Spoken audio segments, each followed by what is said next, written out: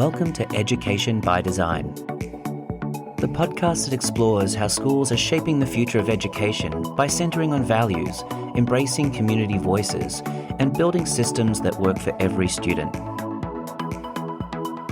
I'm your host, Phil Evans.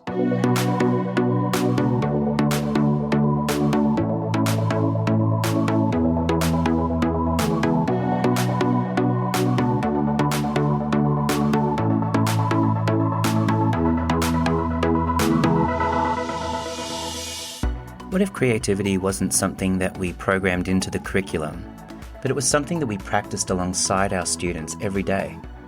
And I've also been wondering, what if AI didn't just do the work for us, but it helped students to see how they think and why they think, and what they might think next? Or to put it another way, perhaps the real promise of AI in education is this: more reflection, more intention, and more thoughtful design.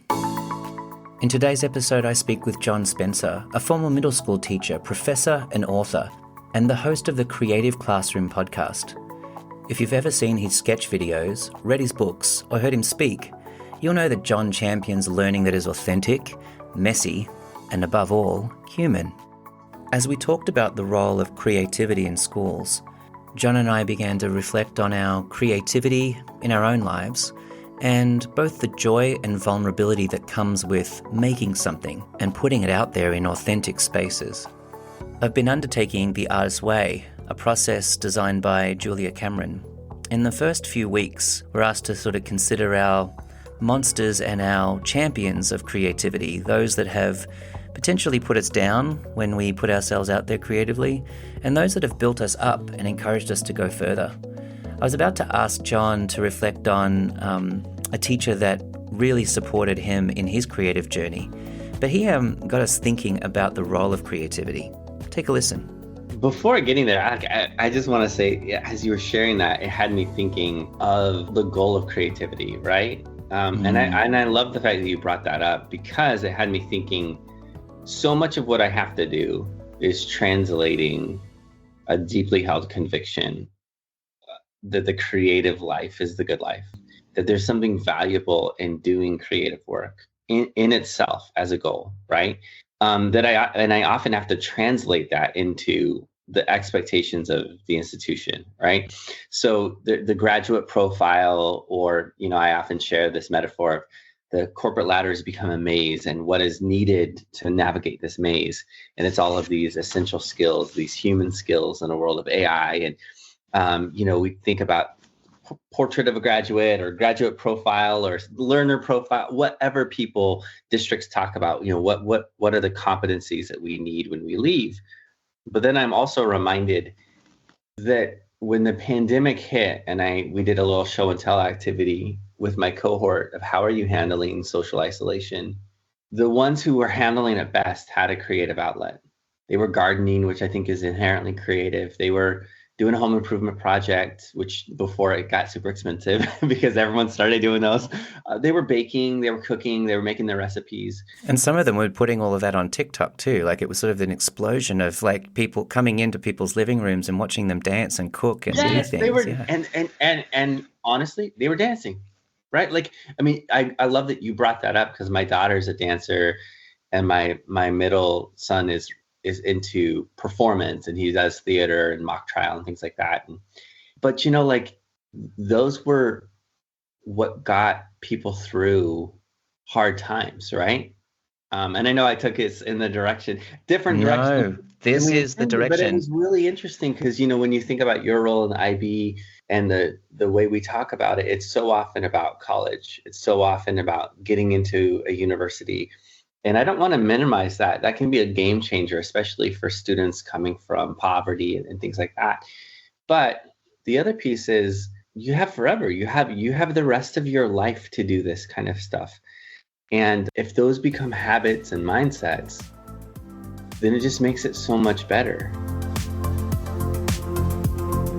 I had to remind myself yesterday, I had never used Instagram edit before, and a buddy of mine who does a lot of really cool stuff on Instagram, his name is Trevor Muir. He said, you got to try this app. And I was like, I hate mobile editing. I have like giant sausage fingers that screw it up. And I'm such an elder millennial / Gen X, like I can't do it. And so I spent 90 minutes from sketching through editing, making a 1-minute video, and then felt this sense of like, gosh, I just wasted my time. And then had to step back and say, no, I enjoyed that. I enjoyed learning something new. I had fun. It doesn't matter how the video goes. And I need to do this kind of stuff because it reminds me that there's a learning curve that my students are going to do when I teach and I ask them to do anything creative too, right? Like I need that to build and maintain empathy with my students. That's very much a part of what I'm doing in the Artist Way. Like this last week was about recovering your strength. And one of the major themes was, how do we deal with loss? You know, as an artist, you make things and they don't always float, or you put them into a sphere where there is an audience and the audience responds in a way that you weren't anticipating, or the iterative aspect of creating. I mean, the promise of being skilled at something. But I also see that that's sort of a barrier I think a lot of people have to come to terms with in their creativity is, what if it doesn't work? And it won't, yeah. Have you ever read the book Messy? Yes. So one of the things, I'd read, these productivity books and always felt like I was failing, Essentialism and books like that, Atomic Habits, and, and I felt like, okay, I'm productive. I actually create a lot, right? And I'm enjoying it, but there's something wrong in the fact that it's not orderly or tidy or whatever. And then in Messy, when he just takes a deep dive into like every creative person you've ever met, who's doing amazing work, whether they're artists or writers or musicians, they have a bunch of unfinished projects, right? They have a bunch of things that didn't work out. They have a bunch of times where they start something, it fails, they shelve it, and they come back to it a decade later, like when the time's right. And I think, oh yeah, okay, like that book gave me this permission to recognize that it's okay that my creative process is messy. Mm-hmm. Oh, it's where the learning happens, isn't it? Mm-hmm. It's about like keeping the door open, mm-hmm. isn't it, to possibility? So it has me thinking like, all right, so if this is a reality of the creative process, right, and we want authentic learning, one of the biggest questions that I run into when talking about project-based learning, design thinking, inquiry-based learning is what happens when kids don't finish? Right? Or what happens when it fails? And the deeper reality is, if that's true of adults who are absolutely elite in their craft, right? We shouldn't be shocked when that happens with kids, right? And that's a really hard thing to embrace, the mindset that the goal is not the process, even though a lot of people talk about the process. And the goal is not necessarily the product. The goal is the learning. If students absolutely mastered the standards, but they have an unfinished project or a failed experiment or something that didn't turn out right, and they took a big swing and it didn't work, mm-hmm. they can be successful. Yeah. Right? That's really hard, especially in spaces where teachers want high academic standards. They want students to succeed. That I'm sure you see it in the IB world, right? Like, what happens if they do a big project and it fails? And the answer is, then it's a null hypothesis, right? or it's a normal part of the process.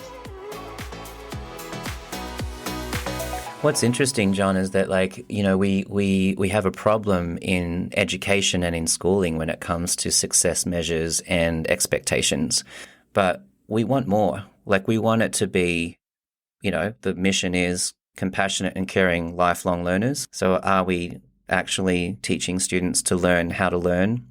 World Economic Forum saying that being an agile, active, engaged learner, understanding how you learn, is in the top percentile of skills across industries that you need today and in the future.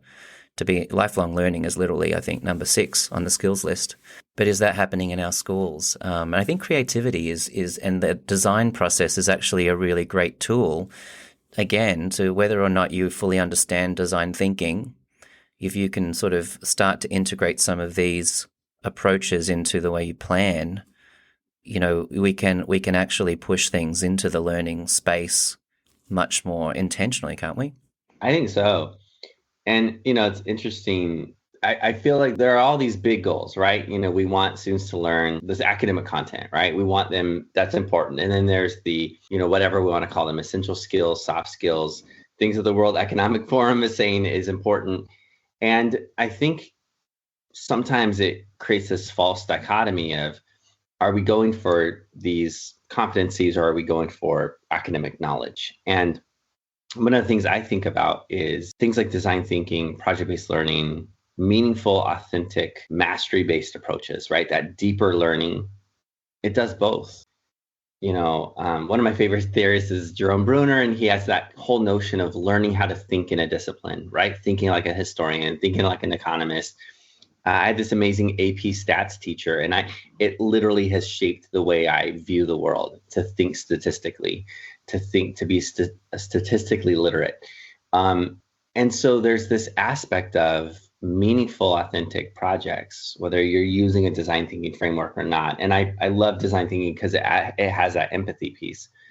But it does allow students to think in that discipline, to master the content in a way where it's sticky, right? Where they remember it, where there's this interleaving involved.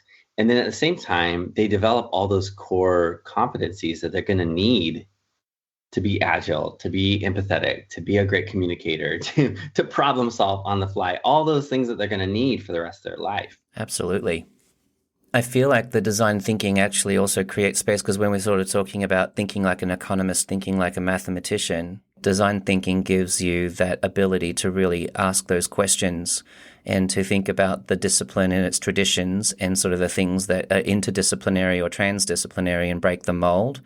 But if you don't mind, I'd like to come back to something that you were referring to earlier when you were talking about translating your creativity into the expectations of the institution. Can you talk to us a little bit about how you think we should be working in schools to move away from some of these transactions that come back into focus, particularly in the upper school as we, towards the end of high school? Yeah, I think part of it is that we have to ask the big core questions of who do we want students to be? It's not just what do we want them to learn, but it's who are they going to become, which is truly something all teachers think about. It's something that they all care about. And then, what are the institutional expectations? And then the tough thing is, sometimes it's translating, sometimes it's talking about how this particular PBL approach or design thinking approach is going to boost student achievement, if that's an expectation. Sometimes it's focusing on maybe not assessing per se, but celebrating the things that matter, right? No school grades football in the US, but they all celebrate the heck out of it, right? We know football is important because of Friday night. It doesn't matter what region you're in. So there's, that the reality of what are we celebrating? What are we saying matters? Yeah, but also what do we actually spend time on and focus on? And then I think some of it is at different times, teachers advocating for systemic changes, policy changes, systems changes, more creativity when it comes to those types of things. And that's a heavy lift, and that's a lifelong lift. And part of it comes down to that tension between living out your values and convictions within a system that may not always align. And so some of it is code switching, translation, whatever you want to call it. Some of it is fighting against it at different moments. Some of it is working within it and compromising.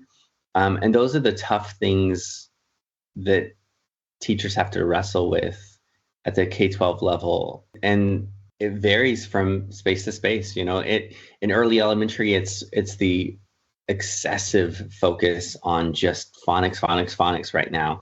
And then at the high school level, we're preparing them to go to elite universities, right? Or whatever that may be. Yeah, and I kind of feel like it's a very small goal considering how long we are alive, that we're sort of focused on, some of these transactional things that fly by quickly when we really should be focused a little bit more on learning,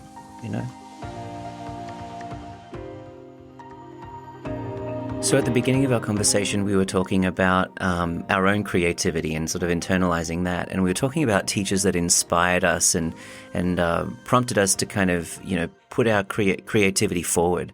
So who was a teacher that shaped who you are and how you show up for kids, John? For me, the one that really stuck out was, for the first time ever, I did an independent project in 8th grade. And for me, it was this teacher named Mrs. Smoot. And in her class, we all did one independent project.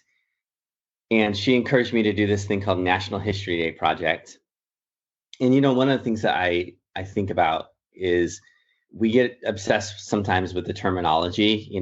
Is it project-based learning? Is it inquiry-based? Is it problem-based? Is it performance-based? It just was learning through a project. That's the bottom line. Learning through doing, right? Learning through doing, yeah. And I absolutely loved this project in the end, but I hated it at first. And I think that's an important thing to recognize. Like sometimes kids hate it. So I'll share it briefly. I love baseball. I love history. I care about social justice issues. And so she said, I really think this National History Day project will be right up your alley. And one day a week, I would work on this project. And then this was my homework for the entire year for social studies and language arts. And I was like, this is wild. Because back then, think about the, I guess, early to mid 90s. That was an era of lots of homework, right? Like there was a lot. And so I was immediately overwhelmed. And I came up to my teachers. There were actually two of them, Mr. Darrow and Mrs. Smoot. And I said, which topic should I choose? And Mr. Darrow said, play with it for 3-4 weeks and then narrow it down. And I was like, this is not how school works. Like it should be fast. It should be efficient. It should be. And then Mrs. Smoot said, what is going to sustain your interest for the full year? And I was just blown away by this feeling of overwhelm, of too many choices, of what if I do it wrong? I mean, and what they did is they gave me slack to develop grit. They said, you're focused on the end product. We're going to break it down into phases. Right now, you're in an exploration phase. You don't have to do the research. So explore everything and then narrow it down. And so then I chose a topic. I loved it. It was the integration of baseball. I began to do research. And I worked harder on that project than I've ever worked before. I conquered fears in terms of talking to people. I would do these interviews with strangers, these former baseball players. I told the story of what were called at the time the Negro Leagues and the integration of baseball, Jackie Robinson. I worked through the revision process, and really that was when I learned how to communicate, how to engage in critical thinking, how to research, all those skills that lasted for a lifetime. And there was a moment where I was ready to give up. I was right at the finish line. I recorded my script. I heard it played back, and I hated how my voice sounded. I could hear, moments I had stuttered. I had some memories of speech therapy, and just remembering. I still stutter sometimes. I could hear my braces coming through. The fun 14-year-old adolescent voice crack. All those things. And Mrs. Smoot looked at me, and I said, I can't do it. I was crying, like tears rolling down my face. And she said, John, when you hide your voice, you rob the world of your creativity. You need to share this. And so, again, she gave me slack to develop grit. She said, we have as long as we need to at the radio studio. And so I was there for hours. Every other kid had finished. It was me, the audio engineer, her. And finally, I had something I could be proud of. I went on and I did the competition connected to it. I won the state competition in California. I went to the national competition, and it changed my world forever. I bet. That's what Launch is about, isn't it? It's about doing something where, students get the ability to engage in their passions and sort of explore something. But all of that mess too of dealing with ambiguity and dealing with all of these choices. And then finding an aspect that really floated or really sort of felt comfortable and felt good, and then hitting another wall and having to sort of bounce back from that. Like, that's real life. And I think that's something to remember, you know, certainly the IB's been doing the big independent projects for a long time, right? So it's definitely something that teachers have worked with. I think it's important to recognize that sort of emotional element, because the assumption is always that kids are going to love it, right? and they will love it, and they will remember it, but they're also going to have moments where it's unpleasant, moments where it's not fun, moments where you hit resistance, like, and we sometimes have this expectation that if they have voice and choice, it'll be fun. It's like projects are fun, worksheets are not, right? And the reality is sometimes it's not fun. Sometimes it's really challenging. Sometimes it's frustrating. And learning how to navigate all those emotions is a part of the creative process too, right? And you write a lot, and you're sitting down to, put together the final cut for your, your videos or your, all of that stuff. It's fun. And then it's also, it can be tough, it can be, especially if you're having a 14-hour day, when you get to hour 12, hour 11, you're kind of like, you're still in it, but you're kind of like maybe slowing down and sort of the labor of what you were doing very quickly in the first 4 hours is now becoming a little bit slower. That's so true. And the reality is, you like, we all have aspects that we like are for you as someone who comes from the language arts background, right? When it comes to writing, is there an aspect that you don't love? Starting is always hard, isn't it? I think getting started, you're sort of asking all these questions that feel like there's a lot of threat. I actually, as part of the Artist's Way, there's a task you do every day to write 3 pages of stream of consciousness when you wake up and sort of just do a brain dump. And it's really interesting because, I feel very driven to do this process. So I sort of march myself off to a cafe nearby and get my coffee, and I sit down and I wait for my coffee and I get started with the writing. And I'm on the way there, I'm committed, I'm ready to do it. And then, like, as I'm getting down sort of 3/4 of a page, I'm like, oh my word, why am I doing this to myself? And then, page 2, I'm sort of like halfway down page 2 going, I've still got another page and a half. What am I going to say? But then by the time I turn the corner on page 3, I'm on a roll, and like I'm getting down the page and I'm like, I could write and write and write from here on. And it's an interesting cycle listening to you describe the project that you've done before, and sort of like this is sort of a recurring theme in the work that what I find that's interesting about this training, those 3 pages that take you 15, 20 minutes, it's kind of that artistic, creative process over and over again, and getting yourself really comfortable with that the stress points in fatigue. And I think, I love that you're describing that, because like one of the things that when we think about, just project-based learning, right? And teachers doing professional development on PBL, right? One of the things that I think is a form of professional learning and professional development is to do creative work yourself, because it's partly to empathize, it's partly to see it, it's partly to remember it, it's partly to develop the patience when students experience that.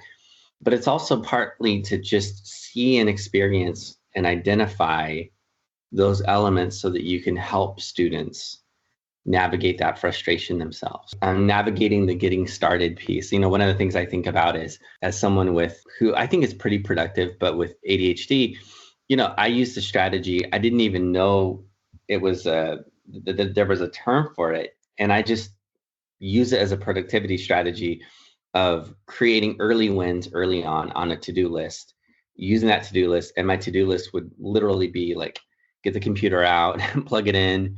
Like, it was these early things. And what I realized, eventually, is that process of engaging in that is the endowed progress effect. That's the term. And I didn't realize that I was doing something that is research-based, that actually works. I just knew it was this little strategy, this little hack to get started. Because once I am into it long enough, I can hit that state of hyper-focus and you cannot stop me. But it's that getting started piece. I never would have introduced that to students if I hadn't done that myself, right? it's things like that, just finding those aspects that work for you, whether it's the rituals to get started, how to build creative momentum, how to problem solve when you hit a wall. I remember working with someone who, honestly, he didn't do a whole lot of creative projects outside of school. In fact, he didn't do any kind of project. But I remember a moment where he was frustrated with me because he saw a kid in the hallway and he had a restroom pass and he was just walking around the breezeway. This is Phoenix, right? It's sunny, it's gorgeous, it's spring. And he's gone for a walk and he comes back 3 minutes later. And he said, I noticed that Miguel just left your class and he never even went to the restroom. And I had to say, well, the reason he was going for a walk is he was stuck. And he was like, what do you mean he was stuck? I said, he was hitting kind of like a creative block. And I told him, if you just go for a walk for 3 minutes and come back, that reset is going to help you get over this block, right? And lo and behold, it worked. It was absolutely what he needed. Now, that is a hack that artists use it. It's animated, like they use it at Pixar. Like, this is not an uncommon thing. But again, I wouldn't have known to use that little hack with students if I didn't do that, myself when I get stuck. It reminds me of like the last time that we chatted, you were telling me that the whole idea of getting sort of diving deeper into the creative classroom and design thinking in the classroom was because you had a project that you were doing, with your students that involved the design process. And so you were actually exploring that for yourself. And then you were thinking, well, how else does this apply? Mm-hmm. Absolutely. And it's just that reciprocal relationship of like, you try things that work with students and then you go, oh, wait a second, that works in my life too. It's a great thing. Use that. Yeah. I remember that one of the very first videos that I came across, just happened upon on YouTube, was that you'd made was teaching in beta, inspiring teachers to think that this doesn't have to be completely baked to be a perfect assignment or activity that you're doing to engage the learning. It's something that you can try out to see how it goes and tweak it and improve it. And like your kids are going to tell you, they're going to demonstrate like what's wrong with it or what's good with it. Can you talk to me a little bit more about that? Because that really resonated with me. And I feel like teaching in beta is something that is a really cool concept. Yeah, I think for me, it's the notion of treating lessons as experiments, to feel no sense of guilt, pressure, shame, anything, cutting it off and saying that didn't work and abandoning it, being, not being too precious with our approaches, right? Being willing to discard things that didn't work, and then really focusing on that question of what did I learn from it? And part of this for me came from, I had this amazing mentor teacher who gave me this giant gift basket with like all the amazing things, the Astro Bright paper, the Mr. Sketch markers, the Expo markers. And at the bottom of this gift basket was something that she called the new teacher card. And she said, play it every time that you mess up, or play this when a parent seems mad at you for no reason and you're trying to figure it out. And just play this as your new teacher card, as a reminder that there's a big growth curve, that you're learning from it. Treat this as a card where you can make mistakes, right? Give yourself the permission to make mistakes. Play it to remind yourself to experiment. Play this as a reminder that success is about faithfulness, not results. But I played that new teacher card so many times, right? Like all the mistakes. And it became an inside joke where I would say, oh my gosh, like I was trying this thing and kids were totally confused. And it took me 5 minutes to get them back. And I would vent to Nancy and she would say, well, play the new teacher card. What do you learn from it? And then it wasn't until the next year when I was unpacking stuff and reorganizing my classroom that I saw that new teacher card. And, noticed that at the bottom she'd put expires and then never, right? And it was this reminder of like every year is a new year. Every group is a new group of kids, but also every day is a new day to try new lessons that may or may not work. And so to me, I think that's what teaching in beta is. It's the recognition that we will very rarely get 100% engagement. We will very rarely have projects that are grand slams, right? Like we're going to have a lot of swings and misses. We're going to have a lot of singles and doubles. We're going to have a lot of moments that don't work perfectly. And that is okay, because our imperfection, our humanity, is exactly what our students need. And that's where we'll leave it for today. But there'll be more from John Spencer later in the week. You've been listening to the Education by Design podcast. I've been your host, Phil Evans. If you like this episode, please hit subscribe or follow and join us for our next episode.